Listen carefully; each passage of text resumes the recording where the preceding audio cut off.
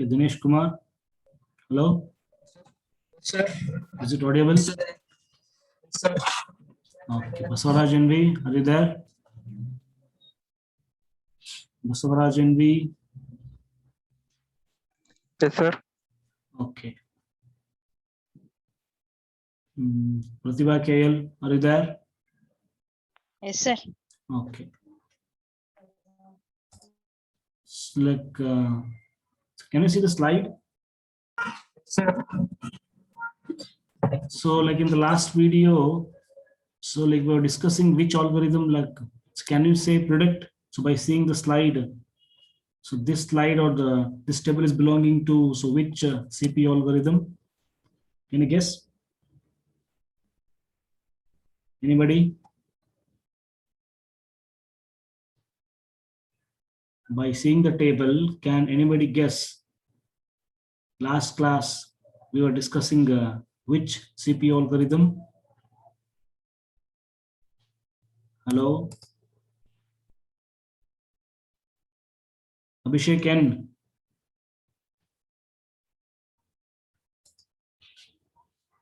Abhishek N.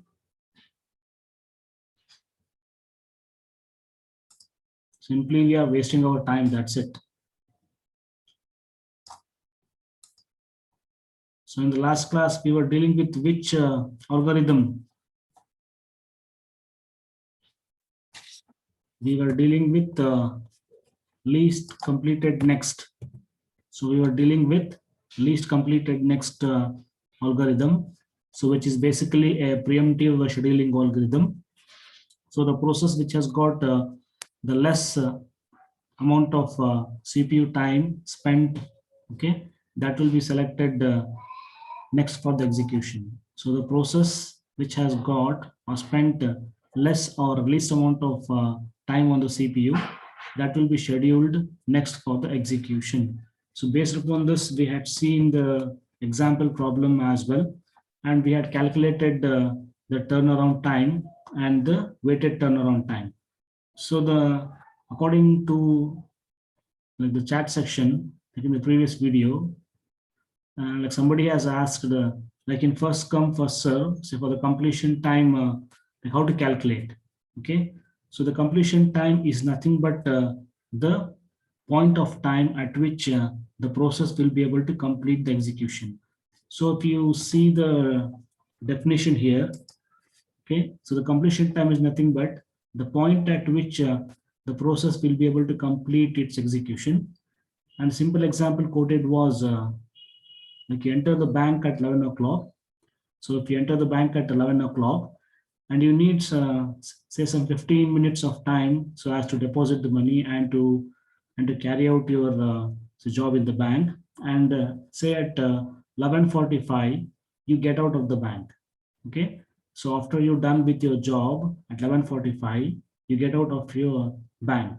Okay, so the completion time here will be 11:45 itself. Why? Because at the point of time 11:45 you will be getting out of the bank, hence the completion time is 11:45 in this case, right? And second point is the completion time is not the duration. Okay, so when compared to this burst time what we saw, so this burst time is nothing but the time duration. Okay, so but this completion time is the exact point of time, the exact point at which the process will be complete, I mean the process will be able to complete its execution. And especially in case of this LCN preemptive scheduling algorithm, so we had a main twist here. So where waiting time was TA minus BT. So what is BT here? BT is the burst time. So based upon so these, so like we were able to calculate the TA and W. And regarding the completion time, like how do we get the value of 11 here? So the TA for process P1 is 11. How to get it? Simply you see like these values, say from right hand side to the left hand side. So suppose if we see like these time scales means, so the process P1 is able to complete its execution at 11. Here it is. Okay, don't take it as 0 to 11. I repeat. Okay, So for the completion time Ci of process P1, like here we have entered the value of 11. Okay. So here, suppose if you see the diagram means, so at the 11th second, the process is ending. Okay. Hence, for this, don't take it as 0 to 11 means 12. Why? Because if I take 0 to 11 means that becomes the time duration, and completion time is not the time duration. Okay. So the Ci is 11 we have entered, and so for the calculation of this completion time Ci, you simply see the point at which P1 is completing, and that is 11. Similarly, the completion time of P2, what is that? Can anybody tell by looking at the diagram? Completion time Ci of process P2 is how much? 12. Is 12. Simply you take the point at which the P2 is completing. Again, I repeat, don't take it as 0 to 12. Okay, if I take 0 to 12 means, okay, so the value becomes 13. Okay, don't take it like that. Why? Because according to the definition, like again I'm showing you the definition, the completion time is nothing but the exact point of time at which any process will be able to complete its execution, and it is not the duration. Okay, so the completion time is not the time duration. Instead, completion time is the exact point at which the process will be able to complete its execution. Hence, you can take here the completion time of P2 is say 12. Similarly, the completion time of P3. So P3, 16. yeah, P3 is ending somewhere here, right? At 16. Okay. Similarly, for process P4, completion time is 8. Okay. So the process P4 is ending at the 8th second. Okay, so you can write it as Ci is equal to 8. Similarly, the process P5 is able to complete at which time instant? At time instant 14. Okay, and if you see this FCFS, okay, like we were discussing about FCFS also, like in that case also here, don't consider the completion time of P1 as 0 to 3 seconds. If I take like this means like it becomes 4 seconds. Okay, like suppose the value will be right. Suppose if you count here, so like 1 2 3 4, so at the 4th instant of time you have the completion of process P1. Okay, so but how to interpret this? Okay, how to read this, how to take this is simply by seeing so this process being scheduled row. Okay, and again for the calculation of completion time, don't see this time of scheduling. Why? Because if I take 0 to 3 means we will be speaking in terms of duration, and as I told, the completion time Ci will be not the time duration like 0 to 3. Instead, it is the exact point of time at which the process will be able to complete its execution. Hence, for completion of Ci in the first come, like in the round robin. Okay, like this slide is about the round robin scheduling, right? Like in that case also, so this Ci will be calculated by looking at the last row, means the row for the process being scheduled. So like at this particular instant of time, okay, 1 2 3 4, hence at the 4th second we have the completion of process P1. Similarly, for the second process P2, can anybody tell? So P2 is able to complete at this instant of time. Okay, again you can have a count 1 2 3 4 5 6 7 8 9. Okay, right? Hence I've written here 9. And for this process P3, right, it completes at 16th second. Okay, so you can have a count 1 2 3 4 5 6 7 8 9 10 11 12 13 14 15 and 16th second. Okay, yeah, right. Okay, again coming back to this least completed next preemptive scheduling algorithm. So we're done with the calculation of this TA and W. Okay, so next thing is, so you can calculate the mean turnaround time as well as the average weighted turnaround time, so called TA and what do you call this? Mean or average turnaround time is indicated by TA bar and W bar. Okay, So the formula for TA bar or average or mean weighted, so mean turnaround time is summation of TA by number of process. Again, the formula for average or mean weighted turnaround time, W bar is summation of W by the number of process. Okay, so what is summation of this TA column? Like it comes on 44. Hence, 44 divided by 5 is equal to 8.8 seconds. Similarly, the summation of this W column is equal to 28. Hence, 28 divided by 5 is 5.6.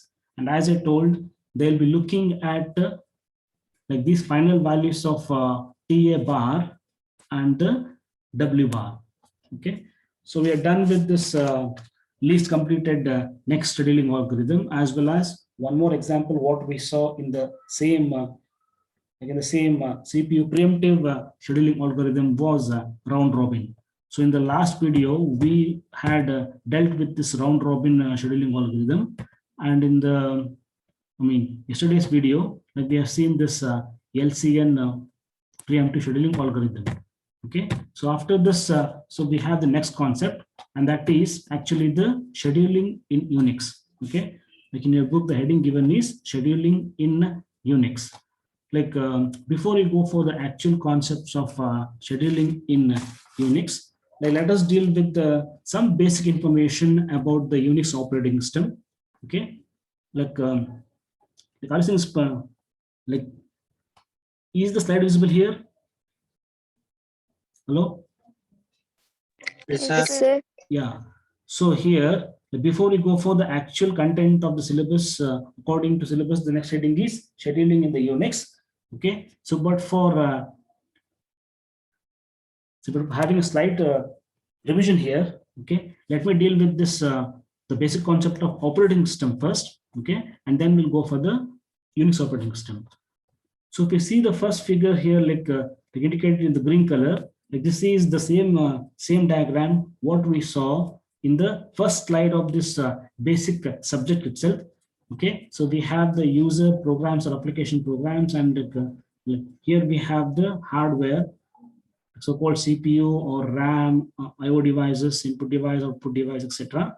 So basically, the bottommost layer is the hardware, and the uppermost layer are the application programs or the user programs. So all these user programs will be run on a layer called as operating system. Their operating system is basically a software, right, or a combination of programs, right, upon which all of your application programs, as well as the application softwares, as well as the system softwares.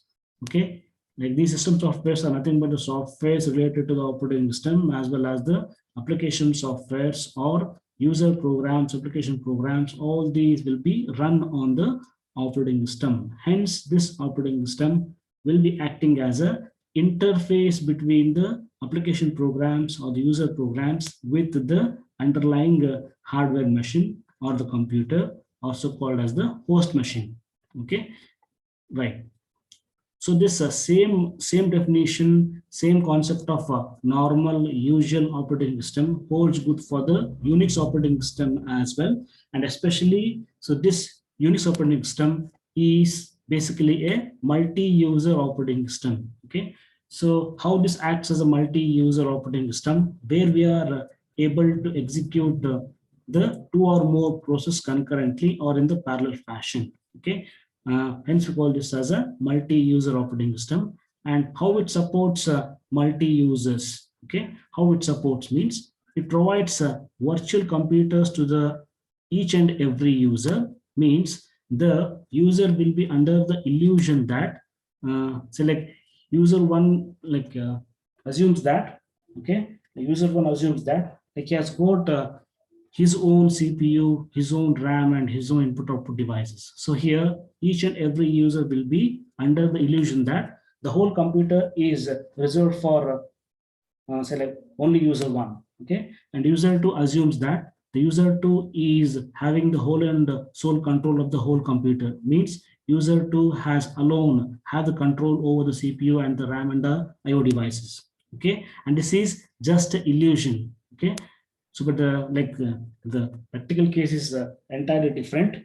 Okay, where we have the division of the resource, the allocation of resource, like will be happening on the time sharing basis. Okay, so here each and every the user will be under the illusion that the whole system is reserved only to serve the user one. Okay, hence this Unix operating system will be able to have the option of multi-user system. Okay, and also called as a multitasking operating system. Why? Because here the Unix operating system have the ability to run or process different number of tasks, okay, belonging to a single user.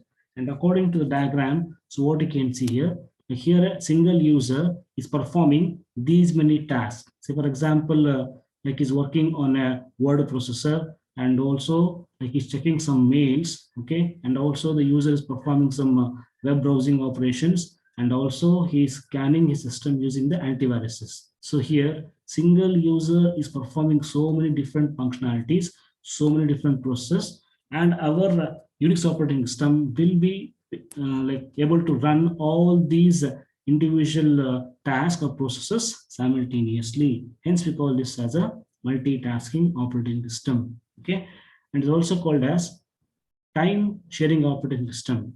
Okay, so this Unix OS will be coming under the time sharing operating system. Okay, where we have the division of CPU time shared among a number of processes. Okay, hence our Unix OS will be able to run multiple number of tasks, okay, at the same instant of time. Why? Because the CPU time will be shared among n number of processes, n number of tasks, okay, where each and every task will be able to run only for the stipulated amount of time or a limited amount of time, and that limited amount of time is called as a time slice. Okay, so by having this information in mind, let us go to the actual syllabus. Okay, so actual syllabus content is starting from this particular heading. Okay, so the heading is scheduling in Unix operating system. Okay, so the basic points are being given here. So the first basic point is, so basically this Unix OS is nothing but a time sharing operating system. So that the kernel or the OS will be able to allocate the CPU for a process only for a stipulated amount of time, only for a limited amount of time, and that time slot or time, the amount of time where the CPU is assigned to the processes is called as time slice or the time quantum. Okay, hence all the process will be executed with equal priority. So why the word equal priority is being used here? Because here all the processes will be executed only for the limited amount of time. Okay, so only for one predefined time slice or only for one particular time quantum. Okay, so for example, like if I choose the time quantum as 1 millisecond, means all the processes will be executed only for 1 milliseconds of time. Okay, hence here all the processes will be executed with equal priority. Okay, and in case of Unix operating system, at any moment of time you do find three different types of processes. Okay, and those are, first one is kernel non-interruptible mode, second one is kernel interruptible mode, and third one is user mode. So like if you see the previous slides, means like there we had discussed that you have two kinds of process. So one we call it as a kernel level process and user level mode of process. Okay, so but here in case of Unix OS, you have three different modes of processes or three different types of processes. Okay, and these are, first one is kernel non-interruptible mode, second one is kernel interruptible mode, and third one is the user mode. So the information regarding this first kind of process is kernel non-interruptible mode. And it says, so the processes which holds large number of resources, and these are very critical resources, like very important resources, and like all the processes which hold so these critical resources, large number of resources, will be kept in the first mode, that is called as kernel non-interruptible mode, and all the processes which are able to hold less number of resources, will be kept in the kernel interruptible mode.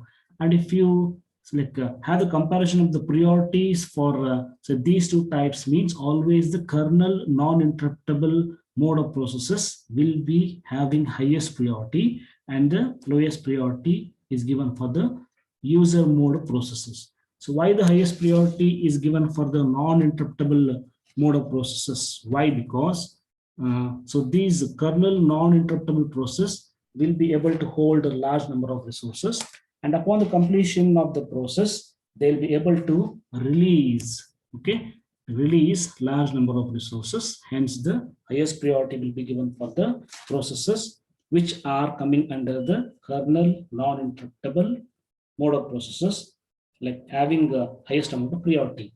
Okay. So the next important point in Unix OS is Unix OS will be able to change the priority of the processes. Okay. So here, basically we have two reasons. Okay. So why the Unix OS will be able to change the priority. Okay. So we know that Unix is nothing but a time sharing operating system. Okay. And all the process will be executed with equal priority.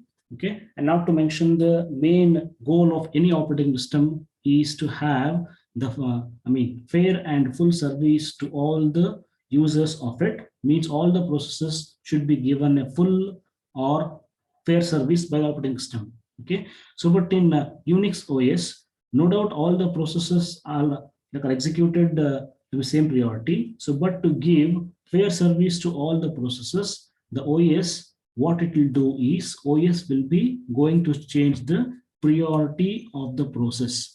And the two reasons why the OS will be able to change the priority for the process is, the first reason is, like if any process is being blocked. Okay. So if the OS, suppose the process is in the blocked state, means OS will be able to change the priority. Okay. So the OS will change the priority if the process is blocked. Okay. So depending upon the reasons of the blocking, Unix OS will be able to change the priority of the process. And second reason is for the IO bound process. Okay. And as we know that basically we have here IO bound process as well as CPU bound process. So for the IO bound processes, as these IO bound processes will be having majority of IO operations, hence these IO operations will not be able to utilize the full amount of time slice. Okay. So the complete utilization of the time slice is not possible in case of IO bound processes. Okay. Why? Because these IO bound processes will be having a large number of input and output operations involved. Hence, these IO bound processes will not be able to utilize the complete time slice. Okay. So for example, if the time slice is say 2 millisecond, means these IO bound processes will not be able to use full of this 2 milliseconds of time. Okay. Hence, in case of Unix operating system, the priority is calculated or computed as a function of CPU time. Okay. A very important concept it is. Okay. Yeah. So the equation to calculate this process priority is, so we have equation here so as to calculate the so-called priority of the process. So the process priority will be given by the base priority for the user process. Okay. So plus the function of CPU time used. Okay. So in case of Unix operating system, the priority is being calculated based upon the CPU time that has been utilized by a process. And the equation for that is process priority will be given by the base priority of the user process plus, okay, added with the function of CPU time used. Okay. And again, you can have an important note here. So if the process priority, and like as you know that the process priority is nothing but the integer value that gets assigned to each and every process upon its creation. Okay. So basically we can represent the priority of the process simply by assigning a value or a numerical value, integer value for a process. Okay. Suppose if this process priority or the integer number of value is low, that indicates what? that particular process has got the highest priority, and vice versa. Vice versa means what? If the same process has got a higher integer value, so then that process will be having lowest priority. Okay, simple example is, suppose if I have say the process P1 has got a priority of 1 and second process P2 has got a priority of 5. Okay, so among these two processes, and if you compare the integer number, right, or the priority assigned in terms of integer number 1 and 5, the highest priority will be given for which process? Hello? Highest priority among these two processes having the priority of 1 and 5 respectively. Among these two processes, highest priority will be given for which process? P1. Process P1. Why? Because process P1 has got the lowest integer number. So when compared to the integer number 1 and 5, the lowest number is 1. Hence, the highest priority will be given for the process P1.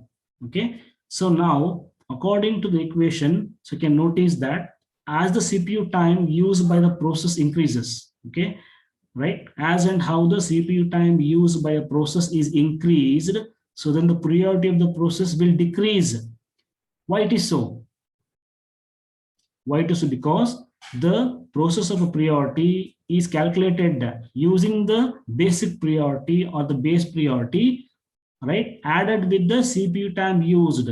And if the CPU time used increases, means obviously the base, so-called the base priority number also increases. Okay, and in turn the process priority also increases. And if you have the increase in the process priority, so then the obviously the number is increased, hence the priority of it is obviously decreased. Okay. And if you see the same equation for say CPU bound processes, means CPU bound process will be having more amount of calculations, more amount of computations. Hence the CPU bound process will be able to use more amount of CPU time or full amount of CPU time or complete amount of time slice is being used by the CPU bound process. Hence their priority is decreased. And with respect to the IO bound process, which have got less amount of calculations, less amount of computations, and IO bound process are obviously having more amount of IO operations. Hence, the CPU time utilized is less in case of IO bound process. Hence, their priority is increased. Their priority is increased. Why? Because they will be using less amount of CPU time. Hence, at the RHS of the equation, so we have a lesser number here, right? And for the lesser number, you have the highest priority. Okay, understand this. So this Unix OS will see that so both the IO bound processes and the CPU bound processes will be getting equal amount of CPU time. So to achieve this, okay, like so as to have the equal amount of CPU time given for both IO bound process as well as the CPU bound processes, the priority is computed as per the above equation. Okay, right.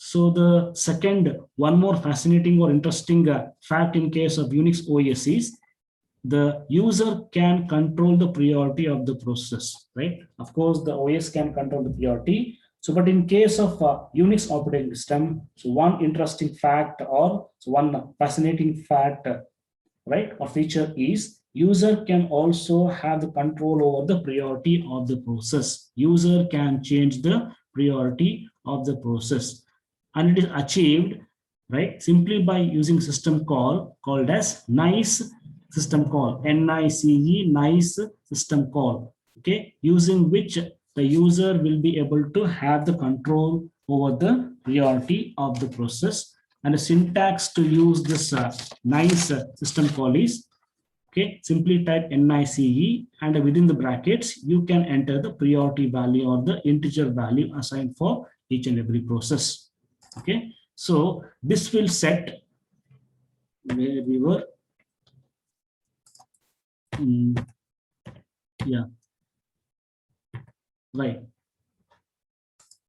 Okay, so the user can have the control over the priority of the process simply by using the nice, say NICE, nice system call, and the syntax for it to use is simply write NICE along with the integer value or the priority value.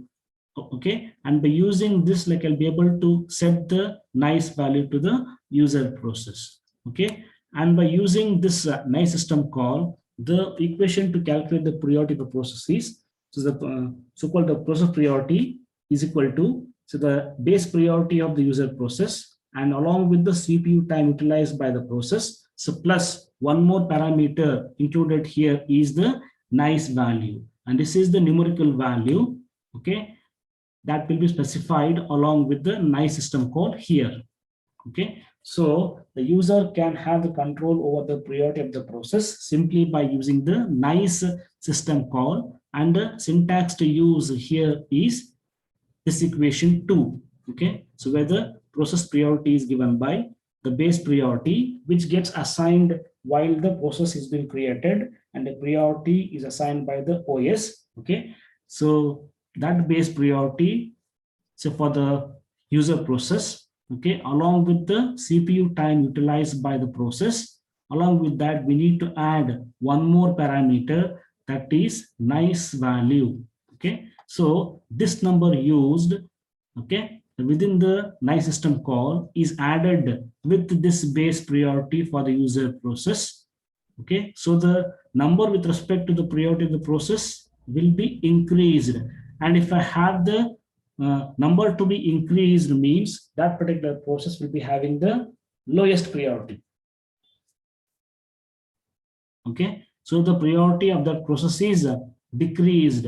Why? Because its number is increased by adding the nice value, okay, to the CPU time utilized or used along with the base priority of the user process. Hence the process priority number is increased, and if the number of any process is increased, means its priority is obviously decreased.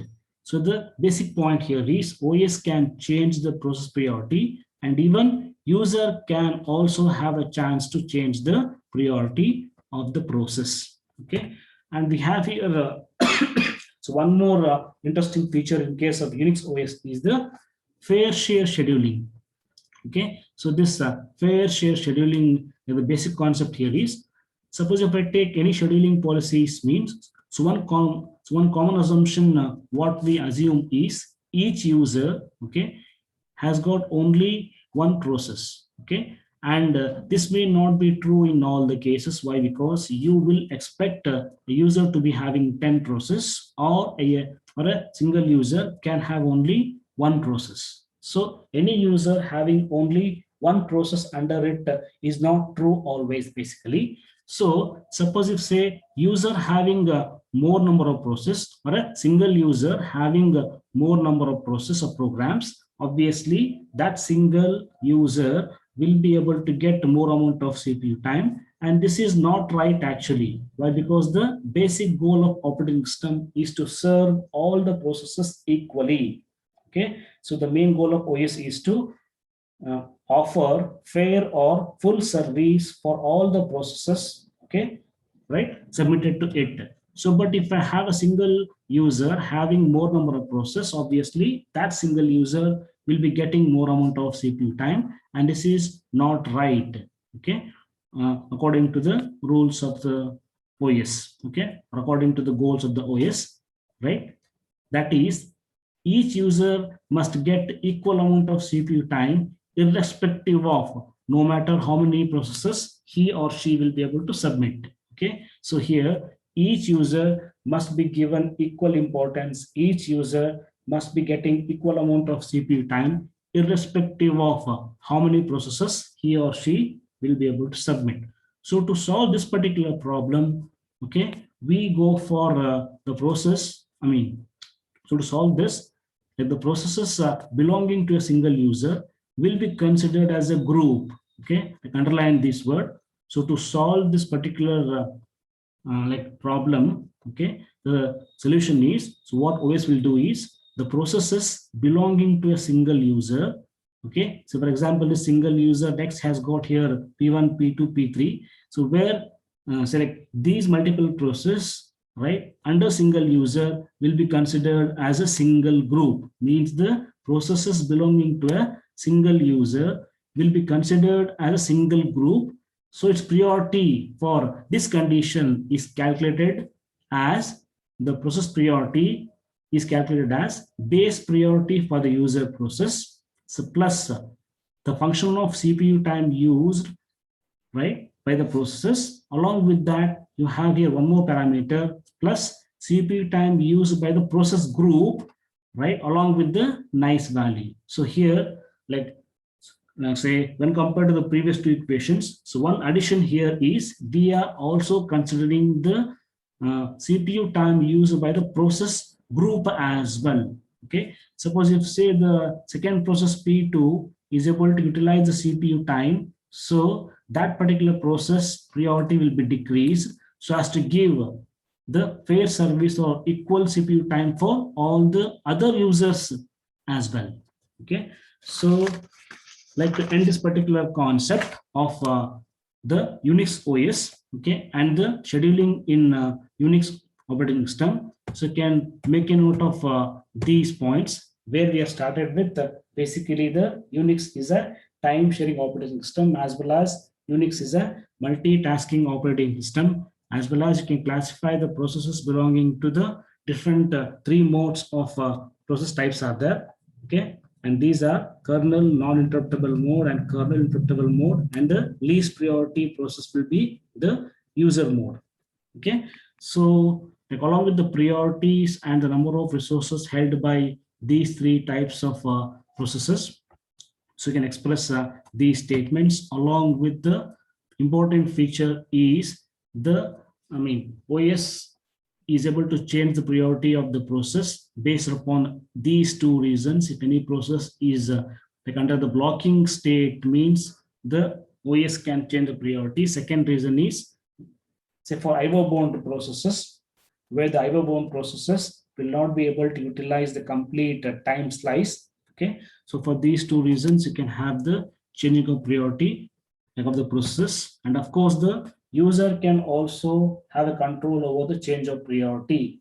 Okay, so you can have here like basically the first equation as well as the second equation. Here it is. Okay, like simply by using the nice system call, where the user can have the control over the priority of the process simply by writing the nice system call, as well as you can also have the fair share scheduling, where here a single like the process belonging to a single user that will be considered as a group, and the equation to calculate the priority for the fair share scheduling is given by this particular equation. Okay, don't forget to mention these equations.